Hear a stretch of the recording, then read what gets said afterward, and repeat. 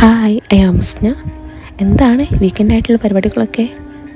പിടിച്ചിരിക്കരുതേ, be positive and creative. Okay fine. ഞാൻ ഇന്നലെ കോഴിക്കോട് ബേപ്പൂർ പോയ വിശേഷം പറയുകയാണേ. ഒരു അത്യാവശ്യക്കാരായിട്ട് ബേപ്പൂർ വിസിറ്റ് ചെയ്യേണ്ടി വന്നു. പക്ഷെ ഒരുപാട് തവണ ഇവിടെ എത്തിയിട്ടുണ്ടെങ്കിലും ആദ്യമായിട്ടാണ് ഇവിടുത്തെ ഫിഷിംഗ് ഹാർബറിലേക്ക് വരുന്നത്. ഇതിൻ്റെ എടുത്തു പറയേണ്ട ഒരു വിശേഷം എന്താ വെച്ചാൽ, ചാലിയാർ പുഴ അറബിക്കടലുമായി ചേരുന്ന ആ ഒരു സ്ഥലത്താണ് ഈ ഹാർബർ സ്ഥിതി ചെയ്യുന്നത്. ചെറുതും വലുതുമായ ഒരുപാട് ബോട്ടുകളുണ്ട് ഇവിടെ. പക്ഷെ എന്നെ സംബന്ധിച്ചിടത്തോളം കടൽ എന്നുള്ളത് വലിയൊരു പേടിയാണ് എനിക്ക്. വേറെ ഒന്നും കൊണ്ടല്ല, ലൈഫ് ഓഫ് പൈ എന്നുള്ള ഒരു ഫിലിം കണ്ടതിന് ശേഷം എനിക്ക് കടൽ എന്നുള്ളത് തന്നെ ഒരു പേടി സ്വപ്നമായിട്ട് മാറിയിട്ടുണ്ട്.